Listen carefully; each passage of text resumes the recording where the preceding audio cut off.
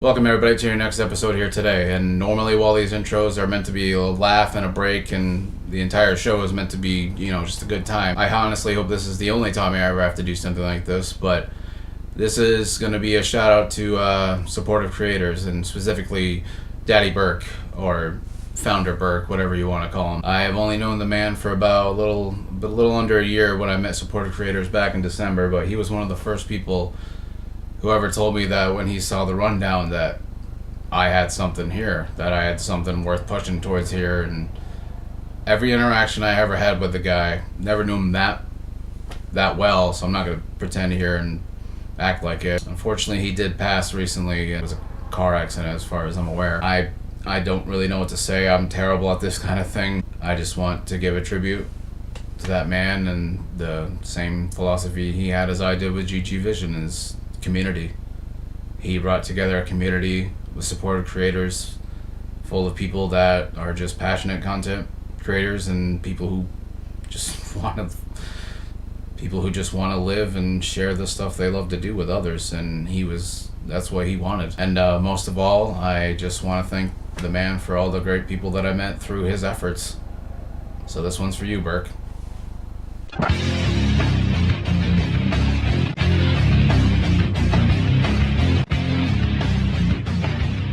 Get ready to party, all my fellow and future outlaws. This is your in-ring rundown, and I am the NAKAK Double G. And I don't know about you, but WWE's 2K20 may not be the place to be. This week on Brokeback Cenas, AEW's Dynamite comes live to us from Pittsburgh, Pennsylvania, home of the Pittsburgh Steelers and the only quarterbacking reindeer who wishes for anything but a concussion this Christmas. What's that? You want to be invited to a party so fast that you don't even have time for your opening and intro segment? That's fine, because it's the Lucha Brothers versus two men who look at the physics of gravity and just say, nah, no thanks, bro. This semi-final match that will determine who gets to compete for the AEW Tag Team Championships comes out fast and furious and never slows down. With Mark Quinn ignoring all the attacks from the Lucha Brothers with what I imagine Ultra Instinct would probably look like in real life, looking as if he's baked as can possibly be, or he's just the best person on the planet who can still have a wrestling match and look like he just doesn't give a shit. We are then treated to a sound clip of the interview me and Jim Ross had last week talking about the difficulty of getting up the stairs. Just like that, your breath can be taken from you. Our favorite day of reffing official is here, absorbing all the damage in small amounts by the combatants, in order to make sure they can do just about everything in 1.8 times speed, and somehow act as if moves like a camel clutch double stomp is not a finisher. Oh look, Sister Abigail went to another AEW event. Loyal fan. The private party poured that delicious gin and tonic onto one of the Mexi Mario brothers, but then managed to forget who is the legal member on both their team and the opponents that they're facing, revealing their inexperience as a wrestling tag team and, well, possibly their need for an AA meeting. The Lucha Brothers pick up the win with a double stomp pile driver, which makes me a little bit sad because I just wanted to be invited to a party for the first time in my life. We're then instantly treated to another tag team match, what I thought was a little meh at first, until I realized that we're getting a promo about the Dark Order, a group secretly ran by Rita from the Power Rangers, and if you don't believe me, then just take a look at all the putties they bring with them.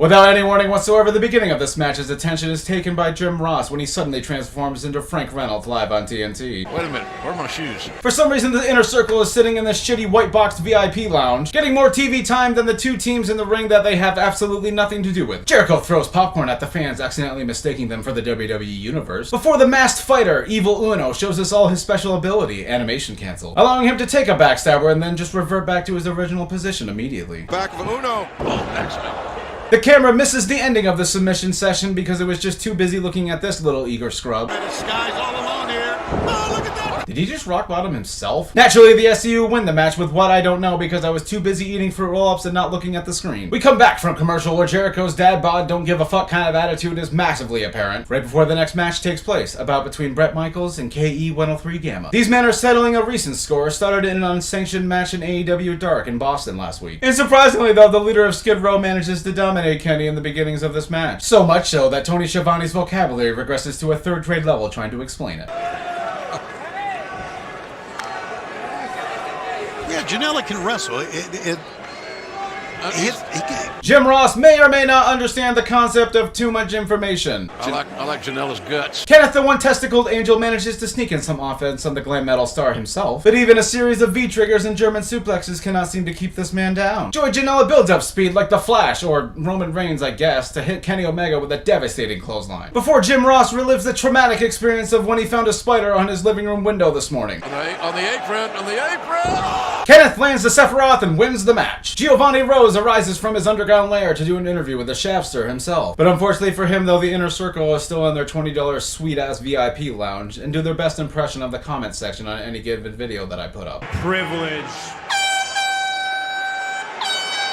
Jericho takes over this segment, mocking Cody Rhodes repeatedly, saying that there's only one of him and four of them, and one is not as many as four. But without hesitation, he is backed up by the Golden One himself, Major Jimmy Fallon, and DDP Yoga. Before that brawl can begin, though, Jericho makes sure to become the physical embodiment of the phrase hindsight's 2020. So now we're gonna be scared of someone wearing a scarf? Huh? Who wears a scarf? These four men, two of which might be slightly older than the others, slowly make their way up the ramp to the VIP lounge. The inner circle tries to hide in their luxury box, but unfortunately Jericho skimped on the bulletproof glass, allowing Cody Rhodes to bust through easily and pull him into the concession stands. Cody decides that the best course of action is just to lightly dump some garbage on top of him before Jericho strikes him in the chest and the back with a crutch. Seriously, where the fuck did he get that? I was watching with like 3 other people, and no one knew where he got that. The security swarmed the superstars with a level of ferocity that WWE's security could only dream of, quickly holding all the combatants back from destroying one another. Jericho uses this opportunity to call out Eddie Money for their forbidden love back in the late 80s. Still bitter and disappointed that he actually only left one ticket on the hotel table this morning after he disappeared and then lied to the world about it with his song. Jericho said, we're tickets. The next match of the night is these two best friends versus a couple of small moves. Before the match can take off, though, Orange Cassidy delivers the most 2 devastating super kicks of all time, taunting the bucking ability right in front of the PA crowd. Very, very laconic and sloth-like is Orange Cassidy, if you couldn't tell. He's laconic, Tony, damn it. And he's sloth-like. Yes. Slothy. Keep it up, man. We love it. Hey, man, words exist for a reason. No, yes, absolutely. We love it. What the fuck was that conversation? No, I refuse. I refuse to believe it. No one kicks out of the Falcon Arrow. Sexy Chucky Taily Falky, no one kicky outie. It takes 3 weeks of fuckery, but Jim Ross finally calls out both Tony and the ref for their blatant disregard of the tag team rules. And with moments like Jon Moxley attacking Kenny Omega and Private Party tagging each other in and out like people trying to pass a note in 3rd grade class, yeah, I can kind of get it. The best friends spend just a little too much time hugging in the middle of the ring, allowing a super kick party to break out. And a win by the Buckaroos with some flippy shit because, of course, it's a flip. Here we are at a nice little women's division match tonight. A classic bout between Jamie Hayter, a woman so racist and full of hate that she has transformed herself into a human mystery box, with a body type and complexion that'll leave you guessing for years, and a mentality similar to that of Zamasu, where if she absorbs all the faults of all other races, she can bear that sin alone as she is the one to cleanse the masses. I don't know what the fuck I'm talking about anymore. She's up against the Doctor of Pittsburgh, who's flagged by the largest walking and talking head that you've ever seen. Shit. Is that Mitt Romney? The Doctor almost kills that hater with a brainbuster off the top rope, followed by another BKO and a swinging neckbreaker. But Jamie's hate is just too strong and she's able to kick out, showing us that her supreme DNA will be the future of humanity. There's a lot left in Jamie Hayter here, I think. Jamie is literally put into the lockjaw about 15 seconds after Tony says that and taps out immediately. The main event of the night is here with Jon Moxley stomping down to the ring with a level of ferocity that you just can't fake. But since he's such a bastard, Pac doesn't let me hear his entrance music tonight, blindsiding Moxley with a chair to the back of the head before he decides to choke him out with his own yakket. A few moments later, the ref decides to start the match before looking if Jon Moxley is even remotely capable of fighting this match, and then proceeds to push Pac away so he can go out there and check on him about a couple minutes later because he realized he fucked up. Moxley lands his old WWE Dirty Deeds finisher onto Pac onto the apron, somehow looking like a crazed school janitor and not killing him in the process. I love the tope suicida. Really? Do you, Tony? I do, man. Really? Because I sure fucking don't. I'm sick of it. Pac lands a 450 splash so impactful that the small child thinks it's a cartoon character coming to life, as the TV time remaining in this match is just not enough to decide a victor, leading to a draw between these two at the end of the night. Moxley would rather lose a match on purpose than let his opponent not lose on accident, and flies into a deep rage, planting the ref into the mat and telling the world to eat his ass. Yummy. Well, that's it for this week's rundown. I want to thank you all for watching. Be sure to leave a like and a comment, hit the sub, hit that bell for little old me. We're almost at 1,000. Tune in next week where I'll be on vacation with Eddie Money in the Caribbeans. He told me he has 2 tickets this time. I think I'm worth it. This has been the man from Earth with all the girth,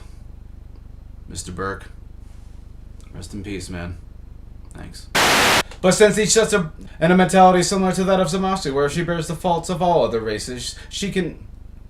Home of the Pittsburgh Steelers in full... Home of the... and flies into...